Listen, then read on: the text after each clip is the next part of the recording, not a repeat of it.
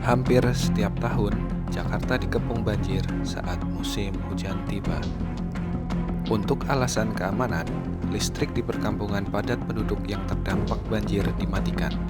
Begitu juga lingkungan sekitar yang tidak terdampak langsung dengan banjir. Kita tahu sama-sama sejak kemarin ya, jam 3 subuh itu udah mulai banjir. Kemudian saat itu juga teman-teman PLN yang siaga 24 jam itu langsung merespon dengan mematikan gardu-gardu yang memasok daerah yang terkena banjir. Bagi beberapa orang, menggunakan genset menjadi solusi ketika listrik di rumah padam. Penggunaan genset ternyata tidak ramah kepada lingkungan dan menimbulkan dampak kesehatan kepada masyarakat. Penggunaan yang tidak waspada dapat berpotensi menimbulkan bencana.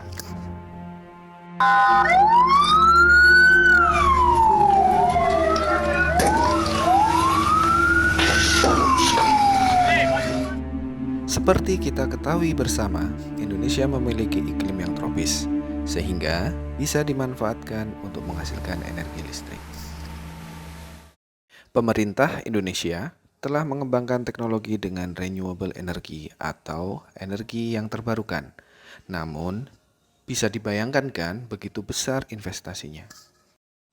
Pertanyaannya, apakah teknologi tadi bisa kita terapkan di Jakarta atau tidak? Pada prinsipnya, di Indonesia dengan iklim yang tropis di mana sinar matahari, angin, air hujan dapat kita manfaatkan untuk mengenerate energi. Di luar negeri sudah banyak dikembangkan teknologi solar cell, namun saya memiliki konsep lebih untuk mengembangkan sumber energi terbarukan diubah menjadi energi listrik. Apakah listrik di Indonesia harus dikelola secara monopoli? Temukan jawabannya.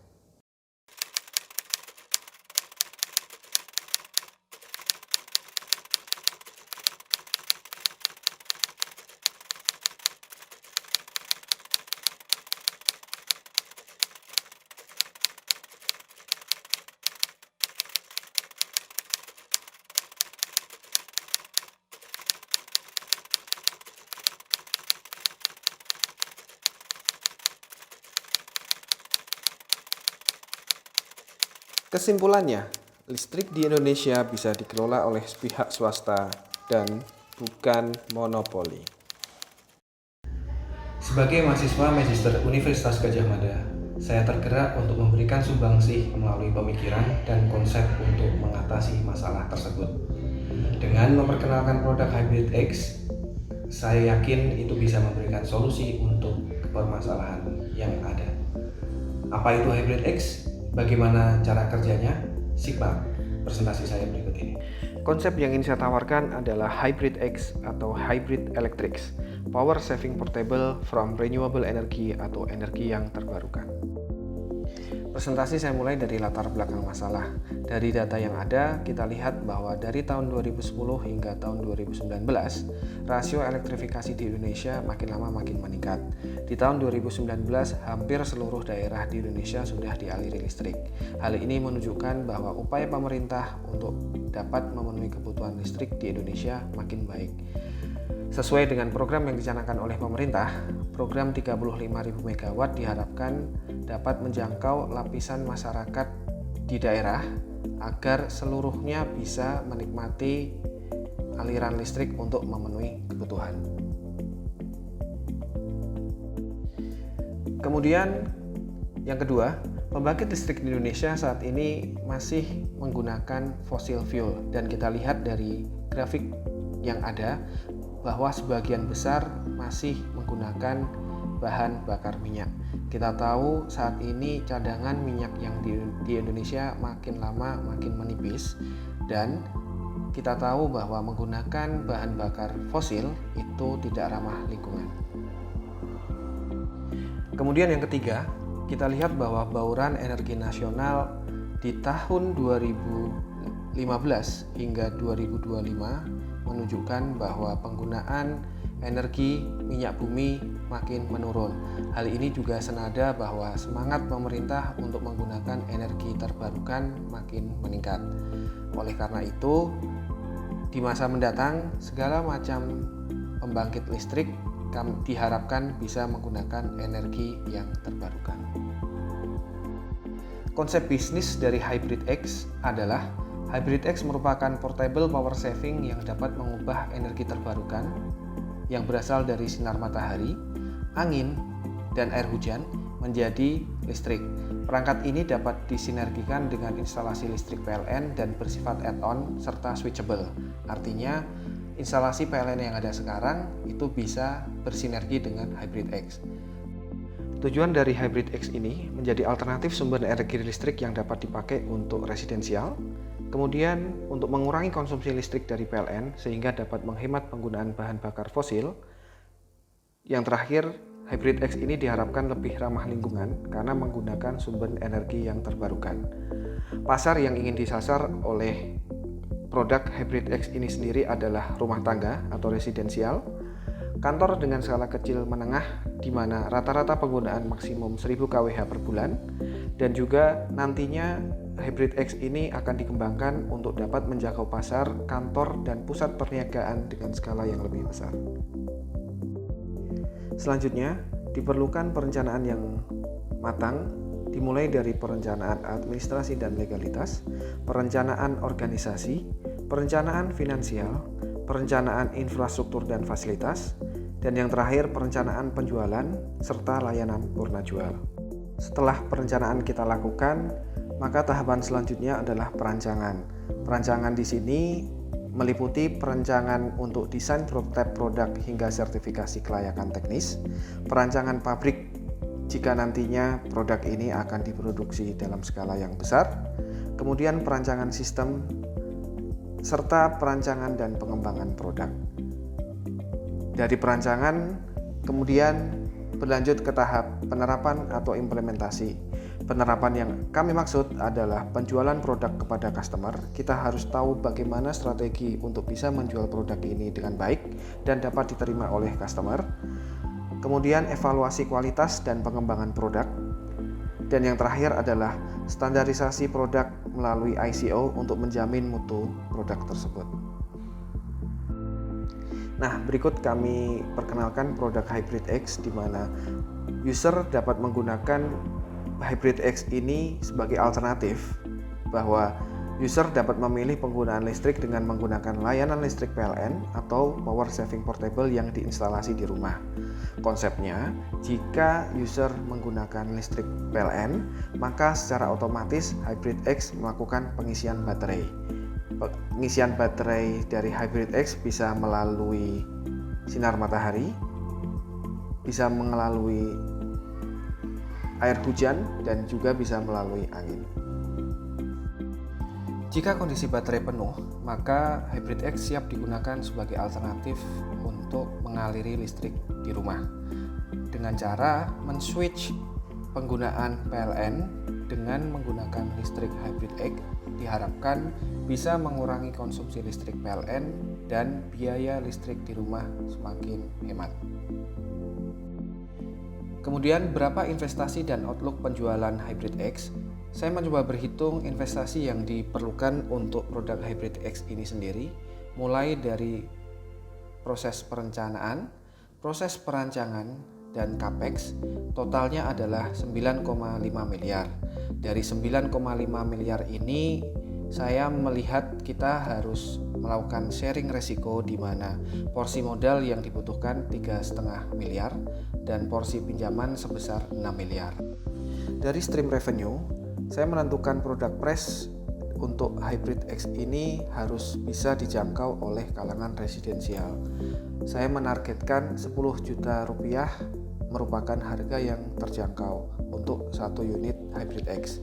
Saya juga menargetkan bahwa sales volumenya adalah 5.000 unit per tahun, sehingga total revenue 1 tahun sebesar 5 miliar. Biaya produksi yang dibutuhkan untuk memproduksi satu unit Hybrid X sebesar 7,5 juta rupiah. Dengan seperti itu, profit yang diharapkan adalah sebesar 2,5 juta rupiah. Profit per tahun jika dikalikan dengan sales volume adalah 1,25 miliar rupiah. ROI yang saya hitung sebesar 25% per tahun. Payback periodnya adalah 7,6 tahun. Dan break even point-nya adalah kita harus jual minimal 3.750 unit per tahun. Hitungan ini masih bersifat perkiraan dan perlu kajian lebih detail agar bisa mendapatkan angka yang presisi. Kemudian, perlu adanya analisis lingkungan bisnis agar produk Hybrid X ini bisa diterima di masyarakat. Saya membagi menjadi dua, faktor internal dan faktor eksternal. Dari lingkungan ekonomi, saya melihat ada beberapa peluang, di antaranya pembebasan bea masuk atas impor barang modal pembangunan dan pengembangan industri pembangkit tenaga listrik. Kemudian adanya kebijakan pemerintah untuk pemanfaatan energi primer untuk pembangkit tenaga listrik. Dan yang ketiga adalah adanya kebijakan reformasi fiskal pemerintah untuk realokasi anggaran subsidi BBM ke sektor yang lebih produktif. Selain peluang, ada beberapa ancaman yang muncul dari lingkungan ekonomi. Yang pertama adalah semakin banyaknya kompetitor dalam industri pembangkit listrik rumah tangga, kemudian adanya peningkatan biaya operasi dari pelemahan kurs dan inflasi, dan juga PLN sebagai perusahaan listrik yang diatur dalam undang-undang dengan mudah dapat melakukan aksi akuisisi terhadap perusahaan Hybrid X jika Hybrid X dapat diterima di masyarakat. Dengan demikian, implikasinya adalah dalam mengelola produksi Hybrid X secara massal perlu dipertimbangkan adanya lokal konten yang akan dipakai agar tidak tergantung dengan bahan baku impor yang terdampak dalam fluktuasi kurs dan lain-lain. Kemudian, sertifikasi produk dan perlindungan hak paten digunakan untuk menghindari masuknya kompetitor dengan cara yang tidak baik. Sebagai contoh adalah meniru produk Hybrid X. Kemudian dari lingkungan sosial dan demografi, peluang yang saya lihat adalah dengan Hybrid X maka pemakaian atau tagihan listrik rumah tangga diharapkan lebih efisien. Dan juga kepedulian masyarakat untuk mengurangi emisi karbon makin meningkat jika menggunakan produk Hybrid X ini sendiri. Dan yang paling penting menurut saya adalah jaminan 100% listrik akan menyala tanpa hambatan. Ini terjadi ketika terjadi pemadaman dari PLN, maka rumah tangga bisa menggunakan Hybrid X sebagai alternatif selain genset dan alat-alat pembangkit listrik rumah tangga yang lain. Ada peluang, tentunya ada ancaman. Dari lingkungan sosial dan demografi, saya melihat bahwa adanya gap sosial yang mungkin timbul bagi pengguna Hybrid X dengan yang tidak menggunakan Hybrid X. Kemudian, dengan adanya pemahaman produk yang kurang sehingga manfaat yang diterima oleh masyarakat tidak maksimal. Implikasi dari lingkungan sosial dan demografi ini menurut saya ada dua. Yang pertama adalah ketika produk ini dipasarkan, maka harus didukung dengan kajian sosial yang komprehensif, mulai dari pemilihan segmentasi pasar agar dapat meminimalkan gap sosial. Yang kedua, customer harus diedukasi dengan baik mengenai dampak positif penggunaan produk ini yang ramah lingkungan. Kemudian dari lingkungan hukum saya melihat ada beberapa peluang. Yang pertama, pengelolaan listrik di Indonesia tidak dimonopoli oleh PLN. Kemudian jaminan konsumen dapat memasang instalasi listrik sendiri bahkan mengekspornya ke PLN sesuai dengan Permen SDM nomor 49 tahun 2018. Adanya kemudahan pelaku usaha untuk mendapatkan izin usaha pengelolaan listrik yang tertuang dalam draft Omnibus Law, dan pemerintah menjamin kemandirian dan ketahanan energi nasional melalui PP nomor 79 tahun 2014. Selanjutnya, ancaman yang mungkin timbul dari lingkungan hukum adalah bahwa setiap kegiatan usaha penyediaan tenaga listrik harus memenuhi kewajiban untuk memiliki sertifikat layak operasi. Hal ini tertuang dalam pasal 44 ayat 4 Undang-Undang Nomor 30 Tahun 2009 dan pasal 46 Peraturan Pemerintah Nomor 14 Tahun 2012. Implikasinya adalah Hybrid X memiliki landasan dan jaminan hukum yang kuat untuk dapat dikelola lebih lanjut dan diproduksi secara massal. Namun, dengan adanya kewajiban untuk memiliki sertifikat layak operasi, maka diharapkan dapat bekerja sama dengan PLN melalui skema bisnis yang tepat sehingga proses sertifikasi layak operasi didapatkan dengan mudah dan cepat.